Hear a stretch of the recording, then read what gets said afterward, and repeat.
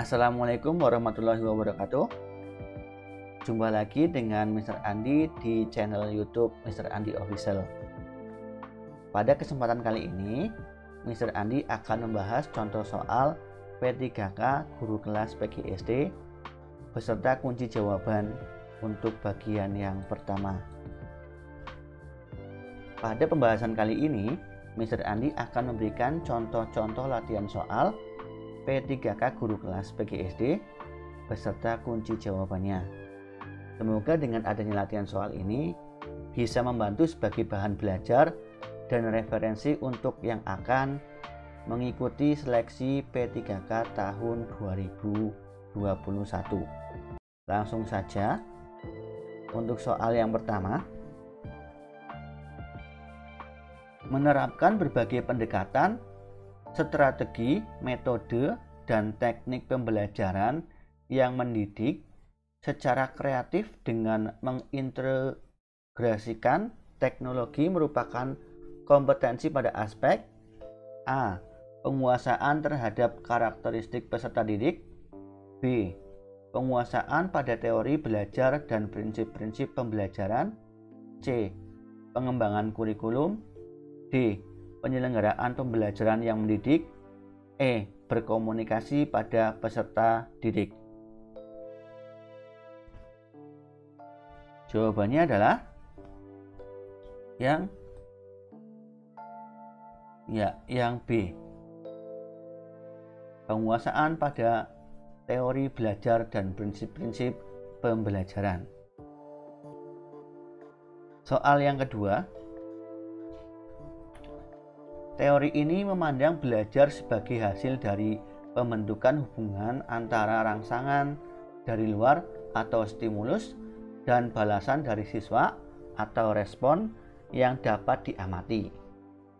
Semakin sering hubungan atau bond antara rangsangan dan balasan terjadi, maka akan semakin kuatlah hubungan keduanya atau law of exercise.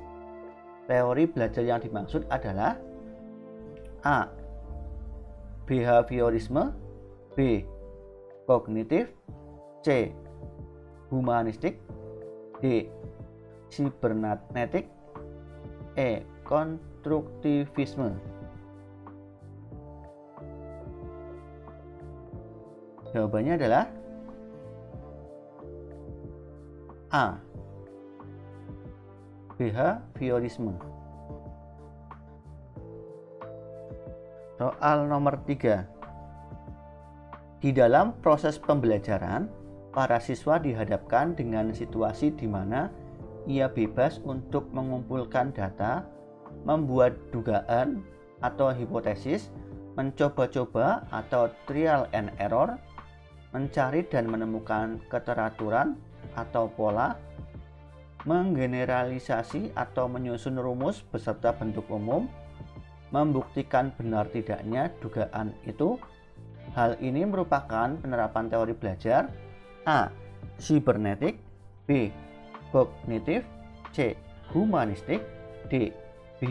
Behaviorisme. E. Konstruktivisme. Jawabannya adalah E. Konstruktivisme.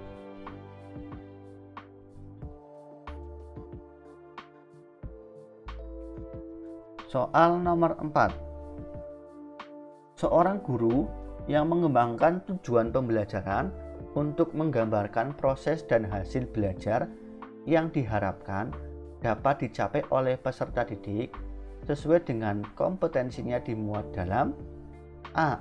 Silabus. B. RPP. C. Silabus dan RPP. D. SKL. E. Lembar penilaian. Jawabannya adalah B. RPP.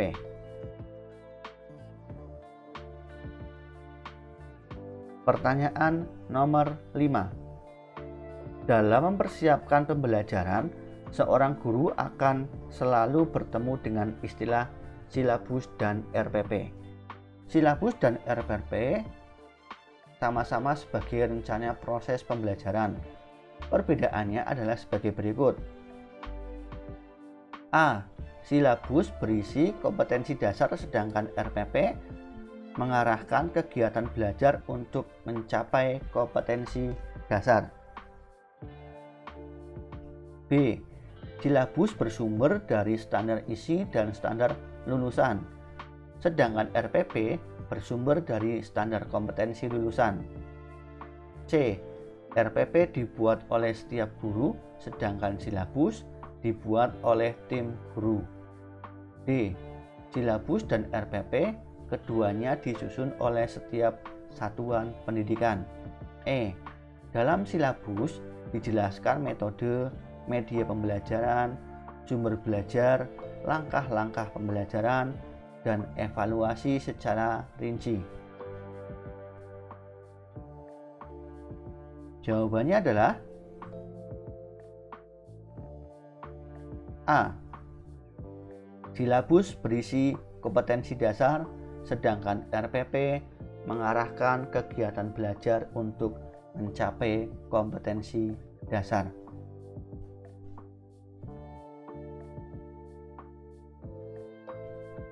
Pertanyaan nomor 6. Model pembelajaran yang mempunyai keunggulan antara lain berpikir dan bertindak kreatif, memecahkan masalah yang dihadapi secara realistis, merangsang perkembangan kemajuan berpikir siswa untuk menyelesaikan masalah yang dihadapi dengan tepat adalah A.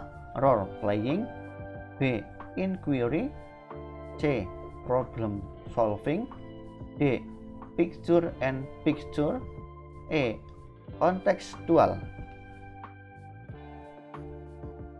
Jawabannya adalah C. Problem solving.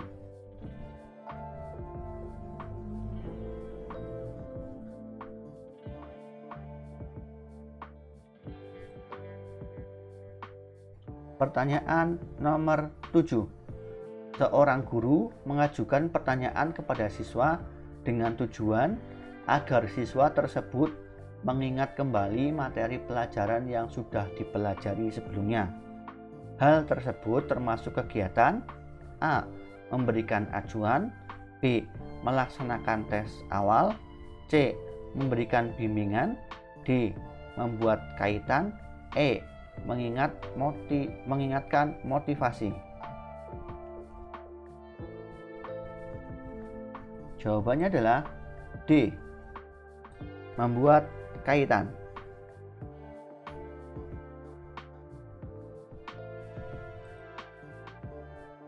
Pertanyaan nomor 8. Seorang guru menjumpai kebiasaan belajar yang kurang tepat yang dilakukan oleh salah seorang siswanya sehingga kesulitan dalam mengikuti pelajaran.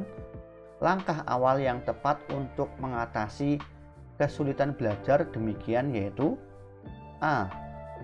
Tunjukkan akibat atau dampak kebiasaan belajar yang salah terhadap prestasi siswa. B. Berikan kesempatan kepada siswa untuk mendiskusikan aspirasinya secara rasional. C. Ciptakan iklim sosial yang sehat antara guru dengan siswa dan antara siswa di dalam kelas. D. Susun aturan dan batasan-batasan dalam proses pembelajaran. E.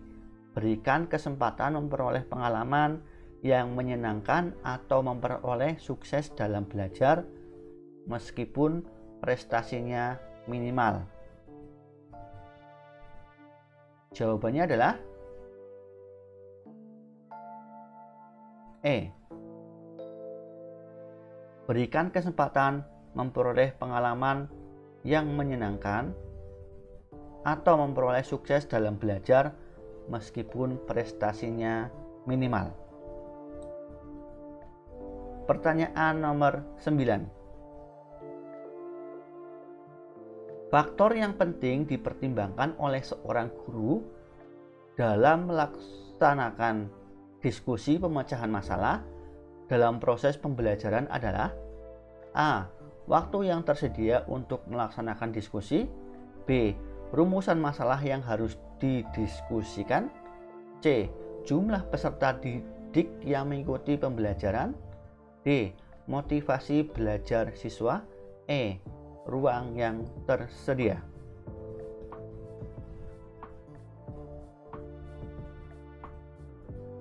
Jawabannya adalah B. Rumusan masalah yang harus didiskusikan.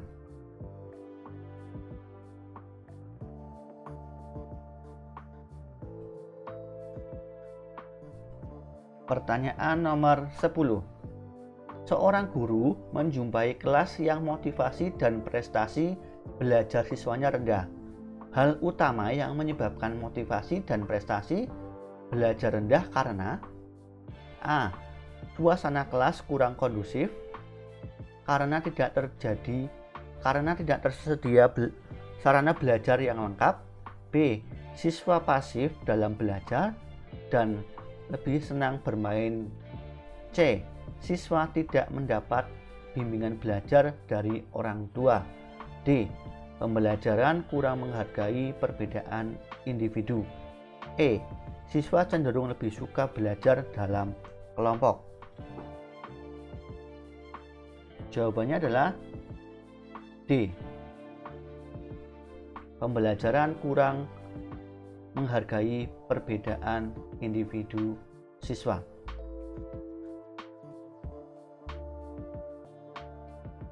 Pertanyaan nomor 11. Pada saat mempersiapkan pembelajaran, seorang guru dapat menyusun strategi pembelajaran dan menentukan media yang akan digunakan dalam pembelajaran tersebut. Kemampuan dasar yang harus dimiliki seorang guru terkait dengan keterampilan memilih media pembelajaran adalah A. Guru harus mengetahui latar sosial budaya siswa dan sekolah. B. Guru mengetahui cara mengevaluasi pembelajaran dengan media. C. Guru memahami karakteristik dan media pembelajaran. D. Guru harus menyesuaikan diri dengan kemampuan sekolah. E. Guru menyesuaikan dengan materi pembelajaran.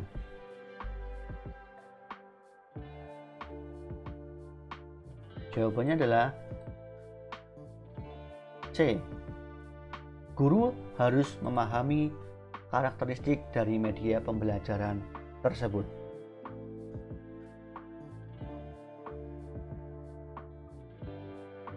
Pertanyaan nomor 12.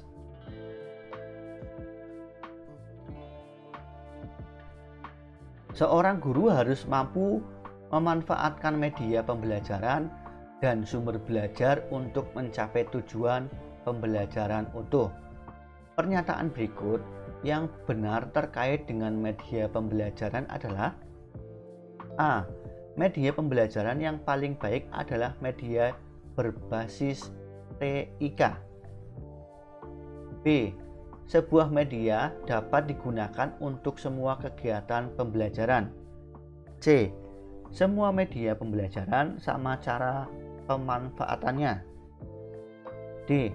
Media dapat digunakan sebagai pembawa pesan dalam suatu kegiatan pembelajaran. E. Memilih media tidak perlu banyak pertimbangan agar tidak merepotkan. Jawabannya adalah D. Media dapat digunakan dalam pembawa pesan dalam suatu kegiatan pembelajaran. Pertanyaan nomor 13. Setiap materi pembelajaran memiliki tingkat kesukaran yang bervariasi. Untuk memudahkan siswa memahami materi yang memiliki tingkat kesukaran tinggi, guru sering memanfaatkan media pembelajaran. Misalnya, media gambar atau tayangan video yang berisi sistem peredaran darah. Fungsi media dalam pernyataan tersebut adalah A. Menampilkan objek yang terlalu besar. B. Menampilkan objek yang sulit diamati. C. Membuat konkret konsep yang abstrak. D. Menampilkan objek yang tidak dapat diamati dengan mata telanjang. E. Membawa objek yang berbahaya atau sukar didapat di dalam lingkungan belajar.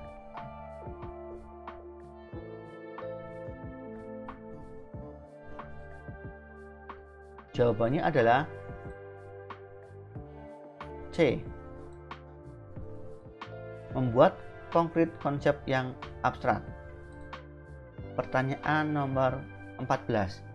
Pelaksanaan pembelajaran dengan menggunakan masalah sebagai langkah awal dalam mengumpulkan dan mengintegrasikan pengetahuan baru berdasarkan pengalamannya, dimulai dengan memunculkan pertanyaan penuntun atau a guiding question dan membimbing peserta didik berkolaboratif yang mengintegrasikan berbagai subjek atau materi dalam kurikulum. Pembelajaran yang dilaksanakan oleh guru merupakan strategi pembelajaran A. Project based learning. B. Kontekstual. C. Discovery learning. D. Problem based learning. E. Inquiry learning.